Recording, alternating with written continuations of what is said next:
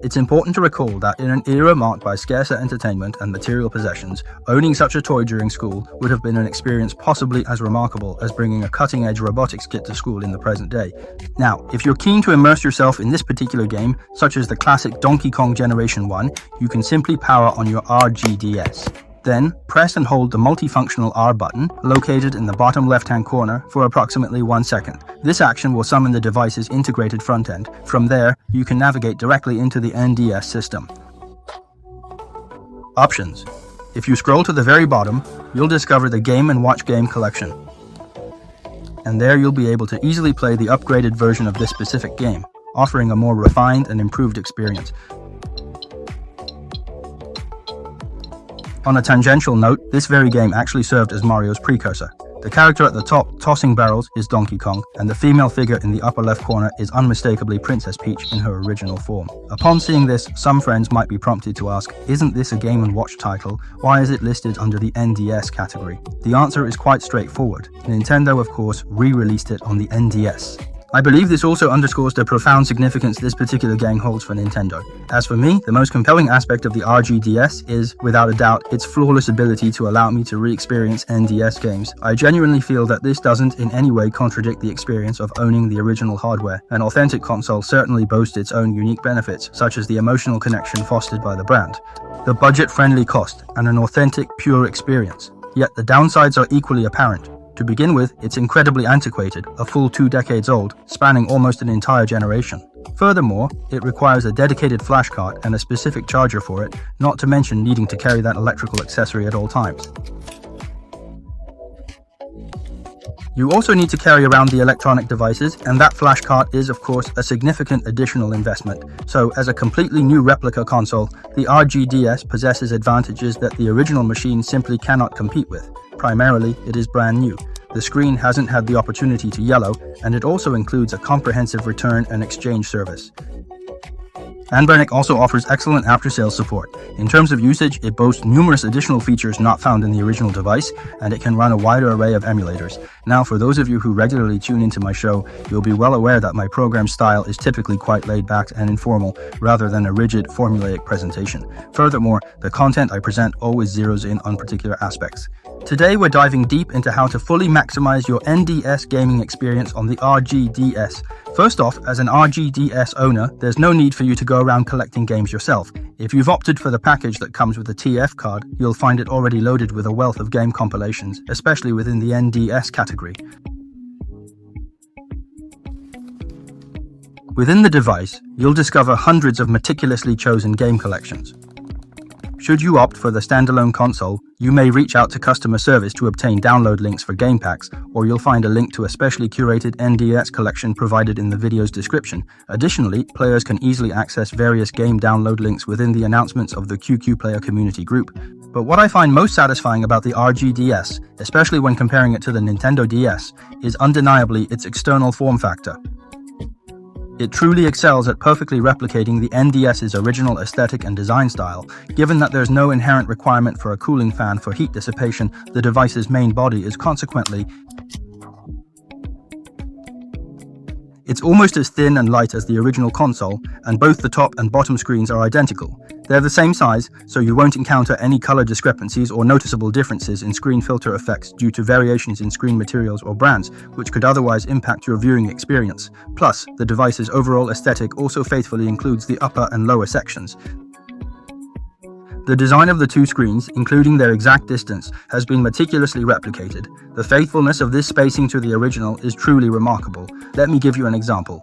For applications that feature a full-screen display spanning both panels, if the inter-screen separation were too minimal, the visual continuity between the two images would be significantly compromised, resulting in a notably disjointed and unnatural appearance.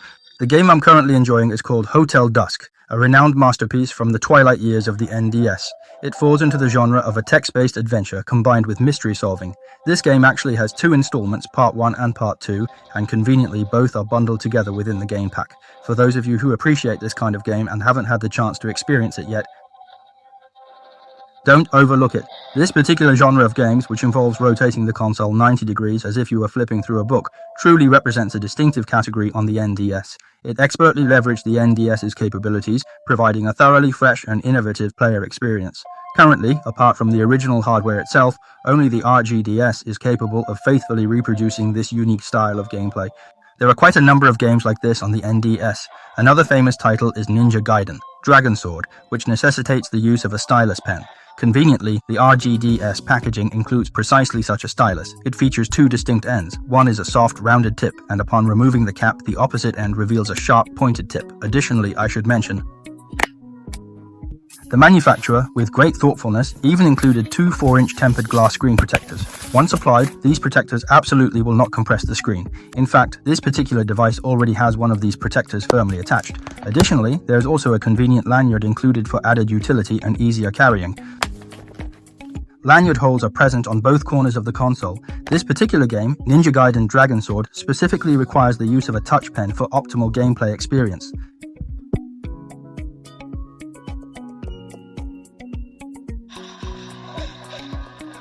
To really enjoy playing, you'll notice a small instruction on the screen here. Simply swipe rapidly to the left and right. This action allows you to execute slashes and various special maneuvers. In fact, the Nintendo DS boasts an incredibly vast library of games, significantly outnumbering those available on the Game Boy Advance, making it a system with an abundance of titles to explore and experience. With an official game count of 6,757 titles, it holds the distinction of being the console with the second largest game library, second only to the PS2. Given this vast selection, there's a plethora of outstanding and enjoyable games to discover. If anyone asserts the NDS has no good games, they're surely kidding. The specific game I'm presently playing is Contra 4. Fourthly, it's also a game that masterfully utilizes the NDS's dual screens, making it genuinely unique in the annals of Contra's history. Currently, with invincibility cheat codes activated, I can simply charge ahead without a second thought. You'll notice that, thanks to the inherent advantage of these dual screens, the visual experience becomes truly thrilling and impactful. Gameplay becomes incredibly fluid and satisfying. Moreover, the dual screens truly enhance the experience, giving boss battles an impressive sense of power and spectacle, making them truly captivating and dynamic, offering an enhanced and exciting encounter.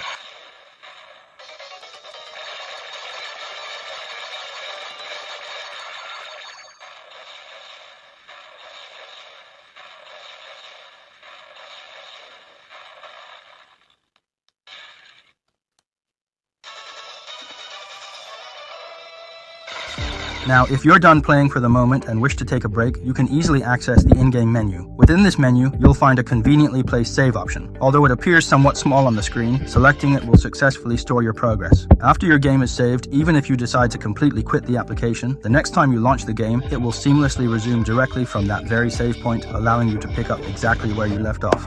Moreover, if you simply put the console into sleep mode and then reactivate it, the system will seamlessly resume your previous gaming session, which is undeniably a highly convenient feature. Can you even fathom that it's possible to enjoy Grand Theft Auto on the Nintendo DS? This particular installment bears the title of Grand Theft Auto Chinatown Wars, and what we have here is... This is a save file from my most recent playthrough. The top screen displays the primary game action, while the bottom screen provides a radar along with various other helpful auxiliary functions. The storyline in this particular installment is truly engaging, so for those interested in experiencing it firsthand, I highly recommend you give it a try. Of course, the Castlevania series. Then there are 3 exceptional games that you absolutely shouldn't miss: Castlevania, Dawn of Sorrow, Castlevania, Order of Ecclesia, and Castlevania, Portrait of Ruin. So, in Castlevania, Dawn of Sorrow, there's a unique function that allows you to draw magic seals to perform various actions and spells.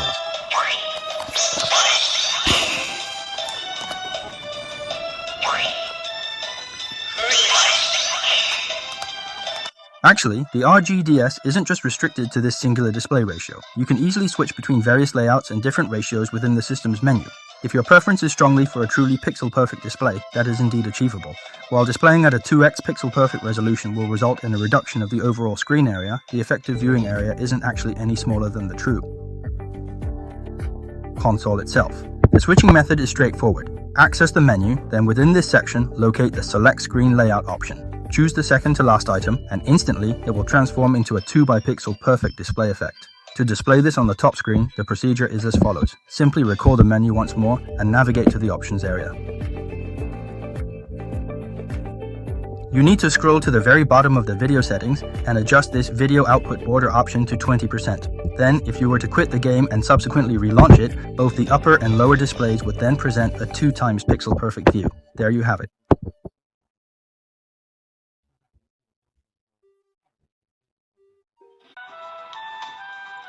You can clearly perceive the double pixel to pixel effect. If you find yourself bothered by the black borders surrounding the display, it's worth noting that the developers have thoughtfully included a set of mask overlays. To enable these, simply navigate to the bottom right corner and launch the application aptly named Apollo.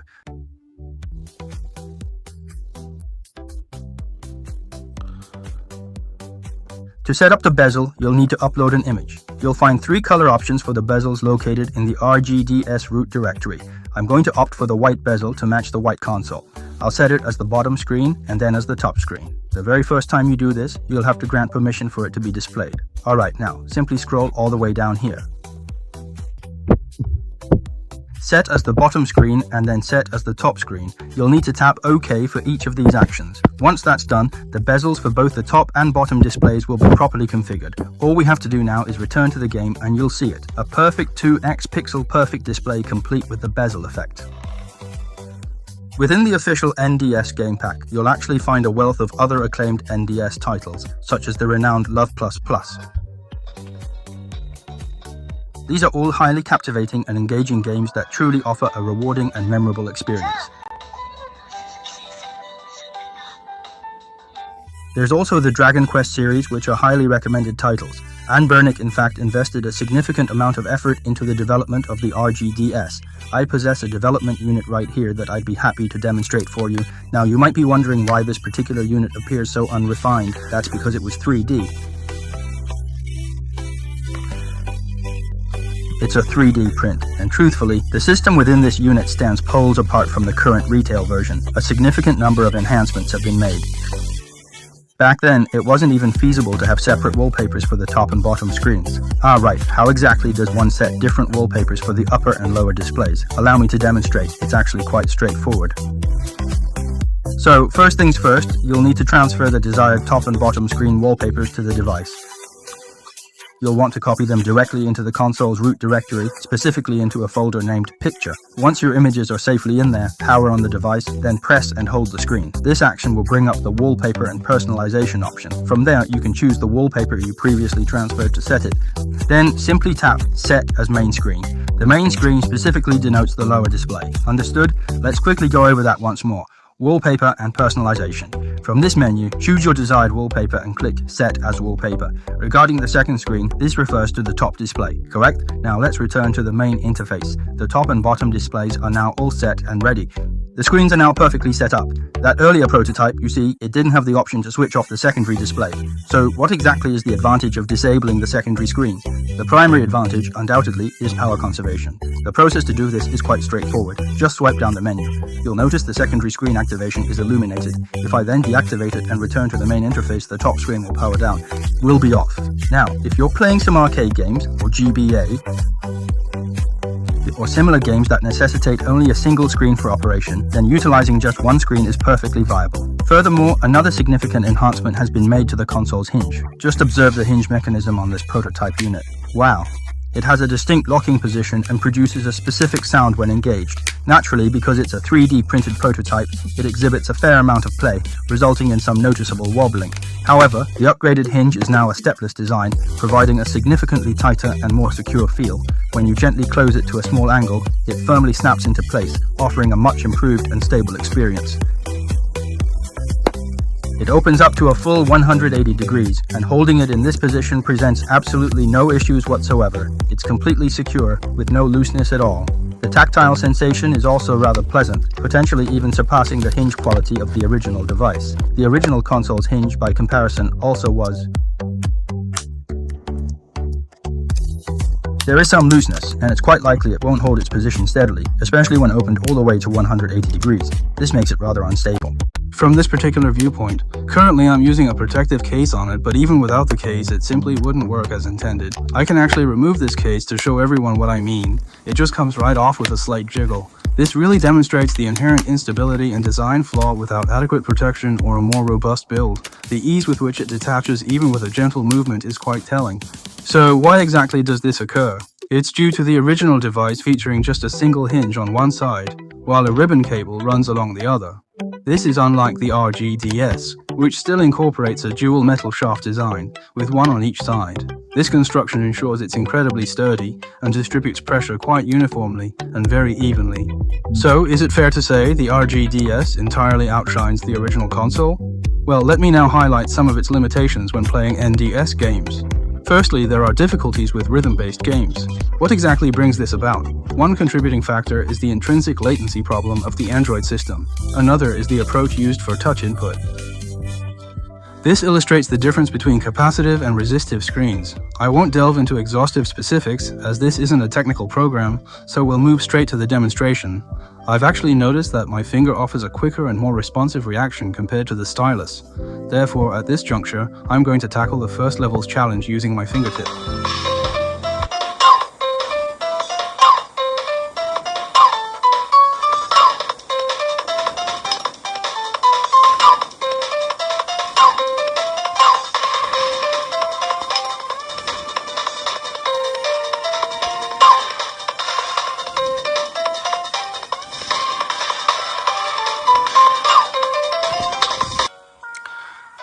Well, I failed both attempts. Perhaps I'm simply not skilled enough, but I can certainly detect a minor lag. It's not critically severe, however. There are instances where it fails to recognize the swiftness of my finger movements. Now, let's proceed to observe this device's performance when playing Taiko no Tatsujin.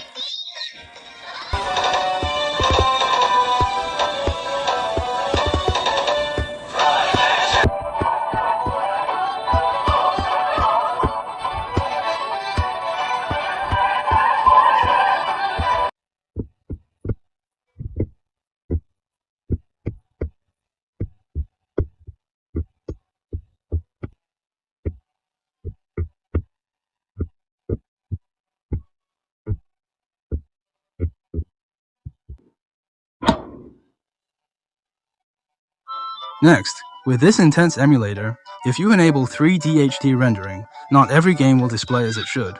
For instance, some games will show screen glitches, while others might experience minor slowdowns. This particular game, Dragon Quest IX, is currently in a 1x display state. So, observe what occurs if I access the menu and activate it. When I enable the 3D high-definition rendering feature, right here in the video settings, selecting high-resolution 3D rendering and then confirming that choice, I can then simply return to the game and the effects will be instantly active. Currently, it seems that everything is operating in a perfectly normal and proper state, as it should be.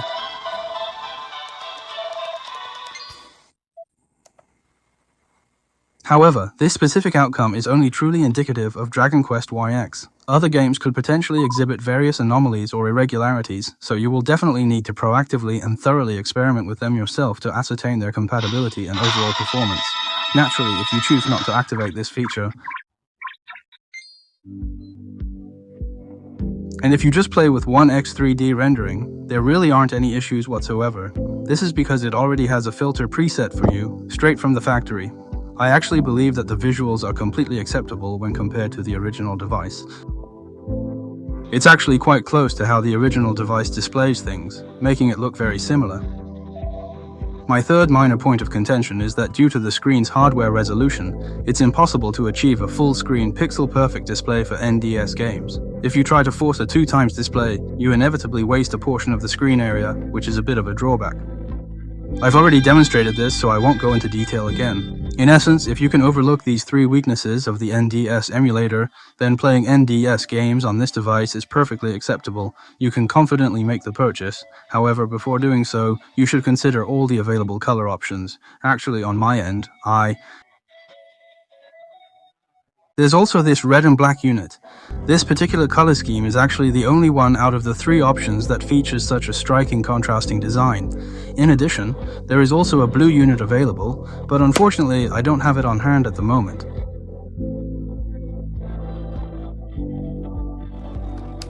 If you're interested, you can check out the latest promotional video on ANBERNIC's official channel. They provide a demonstration there. I also find this black version quite appealing. It has the potential to offer a more deeply immersive experience considering the surrounding darkness. Additionally, it's worth noting that the screen bezels on both the blue and white models are color matched to their respective device shells.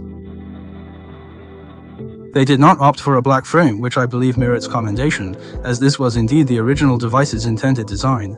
Now, should you inquire which color I, Xiaoyang, prefer most, my response would be white. This is because white offers the most advantageous DIY characteristics. It's perfectly suited for applying decorative decals. For instance, I could do something like this. I can employ this. I'll put a sticker on the back here, and for the front, I'll use this other sticker. Alright, my machine has now been completely transformed into a truly personalized device, perfectly tailored to my preferences.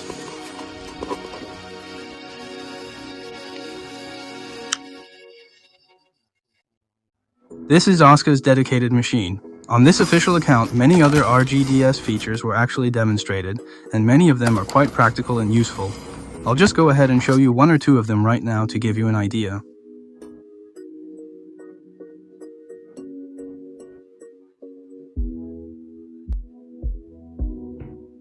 The most practical feature, I believe, is the integrated ANBERNIC AI, which comes with the device and is situated in the bottom right corner of the second display.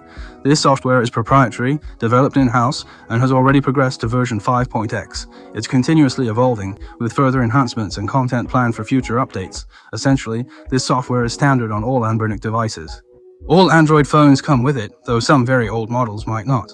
But you can install it yourself, just like any mobile app. So what are its functions? Due to the RGDS's hardware limitations, this AI version for the RGDS has some reduced features, primarily because of the RGDS's dual-screen design. They also incorporated additional features specifically for the RGDS, such as this translation capability. Let me launch the AI translation. The initial setting is a switch that activates the translation panel, and a floating A icon will then pop up, which can be repositioned as needed, hovering directly over the display surface. So, to translate something, simply tap, and it will translate whatever is currently displayed on your screen. This feature is compatible with various devices, with no specific limitations. As long as the content is visible on the screen, whether it's the upper or lower display, by tapping A, you can initiate the translation. Within the settings, you'll find a selection of options to choose from, located here. Regarding dual screen translation mode selection, you have a few options. You can either display content from the upper screen translated on the bottom, or content from the lower screen translated on the top, or even translate both screens simultaneously. These various modes are designed to specifically support the dual screen functionality. This device also comes with its own integrated input method, which you'll find located here, on the lower right of the second screen, labeled Language and Input. The very first time you access it, simply grant the necessary authorization, and then activate it. Now, should you be using your browser to surf the web and wish to enter some text, just tap on the input box, and the Pinyin input option will conveniently show up on the other display. One screen is showing. If you consider it strange to tap the input field on the upper screen, don't worry. We can make this application appear on the top screen instead. Just press and hold the Start on Second Screen option. Then, this application will be displayed on the upper screen. At that point, if you tap it again.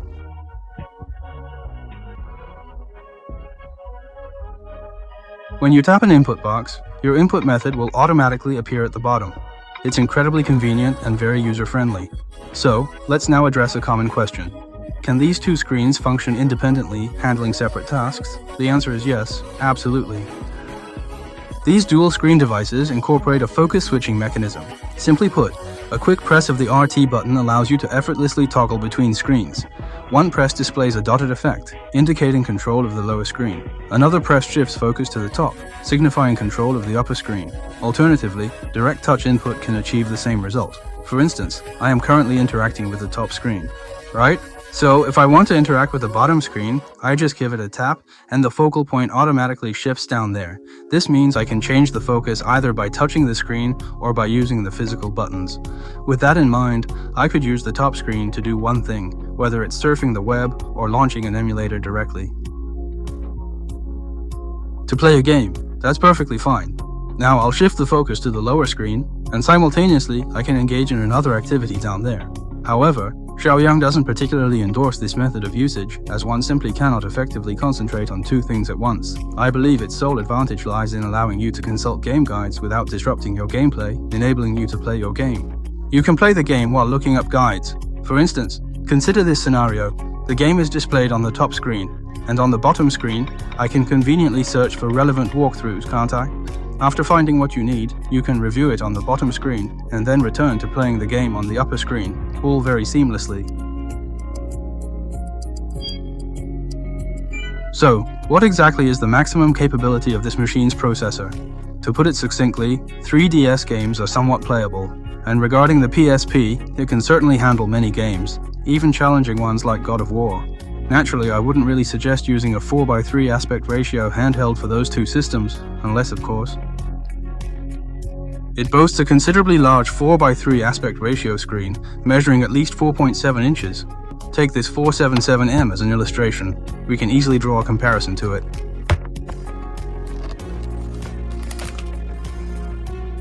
Oh, this is the 77M, and here's a direct comparison regarding its dimensions. Alternatively, if you're using another 4.7-inch, 4:3 aspect ratio handheld console, when playing 3DS or PSP games, the display won't appear excessively small, ensuring a comfortable viewing experience. So now.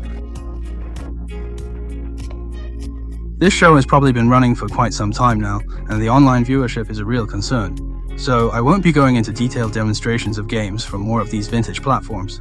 Essentially, they're the usual suspects, and you can always rewatch from the beginning. It's not about PC, it's more about arcade, MD, GB, Neo Geo Arcade, and Super. Nintendo Arcade, PlayStation 1, Saturn, N64 Arcade, along with General Arcade, GPC, Sega Dreamcast, Neo Geo Pocket, then Naomi Games, WonderSwan Arcade, Vertical Shoot 'em Up Games, then GBA Arcade, PSP, NDS, a small 3DS selection, and Pico 8.